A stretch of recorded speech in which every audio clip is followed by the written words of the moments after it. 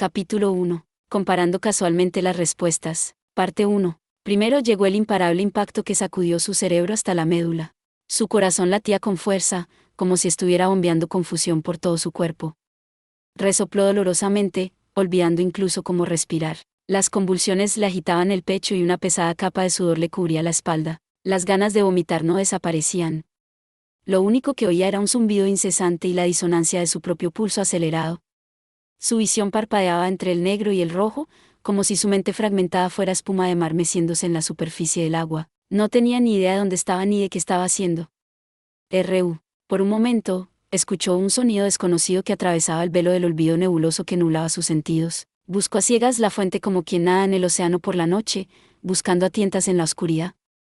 Muy lentamente, sus pensamientos rompieron la superficie de su conciencia, y, Subaru, la voz sonaba como una campana de plata. Le llamó de nuevo y tiró de los cabos sueltos de su ser para que volviera a la realidad. Después de recuperar su conciencia, Subaru Natsuki se reinició. Cuando se recuperó gradualmente de su pantalla azul y sus ojos volvieron a encenderse, lo primero que notó fueron dos deslumbrantes joyas violetas, o más bien, ojos violetas, que lo miraban. Vio la preocupación en el rostro de Emilia mientras lo miraba. Le acarició suavemente la mejilla con la mano. El ligero toque de sus delgados dedos hizo que los sentidos de Subaru recordaran su propósito. Podía ver el jardín rebosante de verde, oler el aroma de las flores en la suave brisa y oír el juguetón balbuceo de la fuente cercana. Con estos detalles que coloreaban los espacios en blanco, finalmente recuperó un firme control de la realidad. Fue entonces cuando Subaru se dio cuenta de que había estado agarrando la mano de alguien todo el tiempo. Era pequeña, cálida y familiar. Cuando se volvió hacia su lado, se encontró con un par de ojos redondos. «Vea, Traís, ¿has conseguido calmarte?», me preguntó. «Me estabas preocupando». Beatrice dejó escapar un suave suspiro de alivio mientras seguía sosteniendo la mano de Subaru. Al ver que ella estaba sentada en la yerba, Subaru se dio cuenta tardíamente de que él también estaba en el suelo. Fue también el momento en que se dio cuenta de que había otras dos personas presentes, además de Emilia y Beatrice. «Peiyu, nos has dado un buen susto, maestro Subaru». Por un momento, me preocupó que no lo consiguiera. «Tu humilde Liliana aún no ha aprendido muchos himnos funerarios, ¿ya ves?». Liliana la cantadora estaba expresando su alegría por la aparente recuperación de Subaru con una lección de palabras bastante peculiar. Con una mano, apoyaba su querida lira contra la cadera, como si quisiera ilustrar visiblemente su increíble y única preocupación. A su lado estaba Priscila, con una expresión que no mostraba ni un ápice de reconocimiento del mal estado de Subaru. Se abanicaba con la compostura ociosa de alguien totalmente despreocupada. Eso era tan propio de ella que, irónicamente, lo tranquilizó. Después de hacer un balance de todos los que le rodeaban, Subaru se levantó lentamente. Sentía que su cabeza era de plomo. Era casi como si sus ojos, sus oídos, su nariz y su piel estuvieran tratando de seguir el ritmo de alguien que cambiaba repentinamente de canal mientras que solo su alma se quedaba atrás, aún sintonizada en el antiguo. Esa sensación perduró mientras Subaru respiraba profundamente. Había algo que tenía que confirmar por sí mismo. «Subaru, ¿estás seguro de que no quieres descansar un poco más? Realmente no tienes buen aspecto». «Estoy bien. Solo estoy un poco mareado por estar de pie». «Y lo que es más importante, Emilia Tan, ¿no ibas a hacer que Liliana cantara otra canción ahora mismo?». «¿Qué? ¿Por qué es lo primero que quieres saber?». «No solo no has reaccionado a lo que he dicho, sino que además ahora estoy siendo totalmente ignorada». «Me ha herido, señor. Exijo una restitución». «Restitución para mi corazón». Cuando Liliana le agarró de la manga con la fuerza de alguien decidida a arrastrarle a los tribunales, Subaru la apartó inmediatamente. A un lado. La cantadora gritó con un «gaa» al ser arrojada, pero Subaru no le hizo caso y miró directamente a Emilia. Al captar la intensidad de la mirada de Subaru, Emilia asintió. «Sí, así es.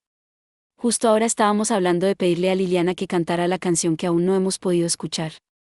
Fue entonces cuando Liliana y tú empezaron a susurrar algo, y eso es lo que nos lleva al presente. «Lo tengo. Gracias, y lo siento». Justo cuando estaba a punto de agradecer a Emilia su explicación, algo resonó en el fondo de la mente de Subaru. Era el tic verbal de la maníaca vendada que aparecía en la Torre del Tiempo. Sirius Romane Conti. En la mayoría de los casos, esas palabras mágicas se utilizaban para transmitir gratitud y mostrar consideración hacia los demás.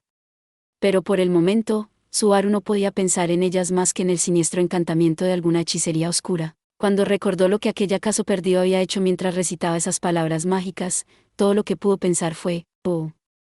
Es cierto, Subaru tropezó con una repentina comprensión. En un momento, estaba atrapado en los delirios locos de ira, y en el siguiente, estaba de vuelta con Emilia y los demás. No era porque hubiera conseguido escapar milagrosamente en una pieza. No, todo lo contrario. En algún momento de la locura y el caos, Subaru Natsuki se había alejado de este mundo mortal. Había muerto de nuevo, y en la muerte, Subaru Natsuki había regresado, para poder desafiar al destino una vez más. Mierda. Al aceptar este hecho, el pecho de Subaru ardió de alivio y de una rabia insoportable. Hacía más de un año, Subaru se había negado a lanzarse voluntariamente a las fauces de la muerte, resolviendo en cambio desafiar cualquier dificultad o prueba que le cerrara el paso con toda la fuerza que pudiera reunir. Esa fue la respuesta a la que llegó durante las pruebas de la bruja en el santuario. A pesar de su gran discurso, había fracasado estrepitosamente. No importaba resistirse a la muerte, de hecho, había corrido directamente hacia su abrazo sin siquiera darse cuenta de lo que estaba haciendo. Y ahora otra revelación cayó sobre él. Ni siquiera tuvo tiempo de sentir autodesprecio cuando una erupción de vergüenza lo consumió, había tardado tanto en darse cuenta. Su comprensión del flujo de los acontecimientos, su conciencia de la situación, sus pensamientos, todo ello había sido escaso y superficial. La segunda canción de Liliana, la tensión que se cernía sobre Emilia y Priscila, Subaru corriendo a comprarles un bocadillo, todas esas cosas precedieron inmediatamente a su encuentro con la enigmática desconocida, momento en el que perdió la vida y fue rápidamente devuelto por la muerte. Volver a este momento en el tiempo solo podía significar una cosa.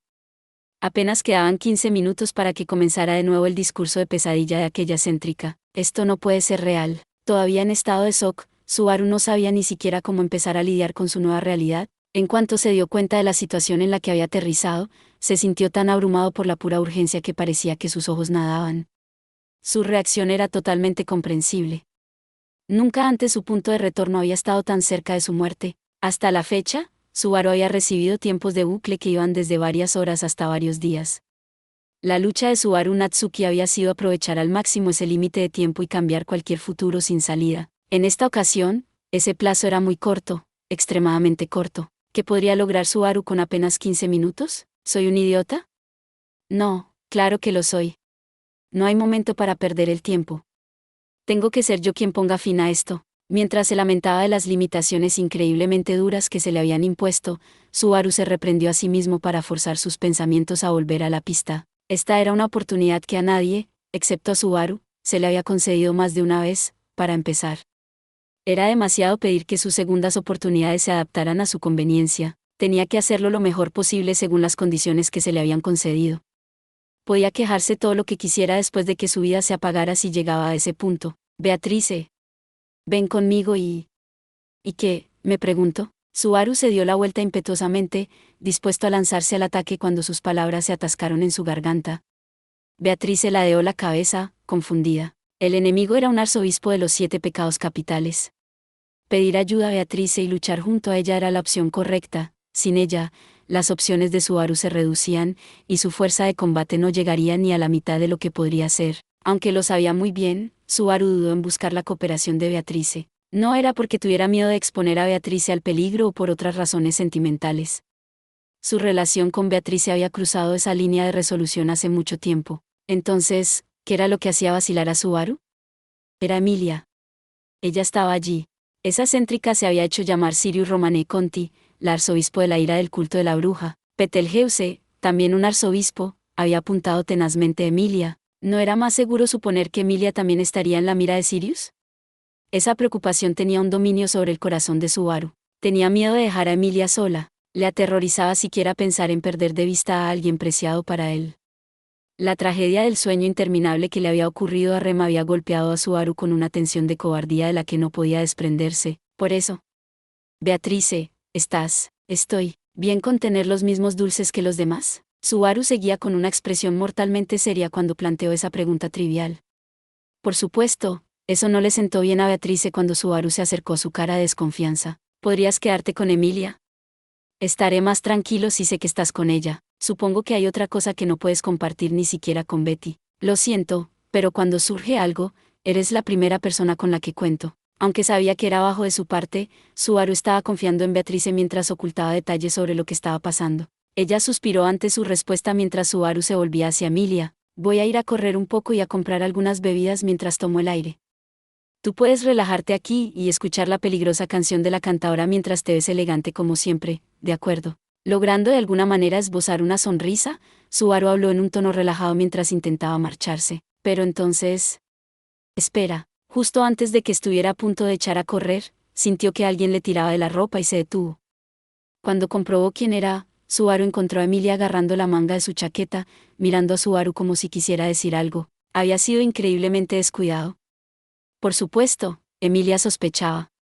Por lo tanto, Subaru, por favor, ten cuidado. No hagas nada precipitado. Emilia se tragó sus dudas y solo le pidió que se mantuviera alerta.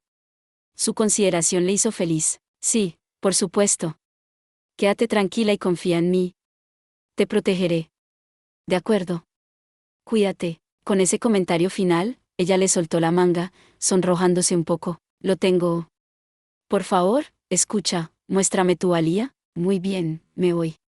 Volveré, o al menos, sentiré que vuelvo enseguida. Ignorando a la cantadora que se inspiraba de la escena para alimentar sus jugos creativos, Subaru echó a correr adecuadamente. Quedaban aproximadamente 10 minutos para que comenzara el discurso de pesadilla, un tiempo lo suficientemente corto como para hacerle llorar.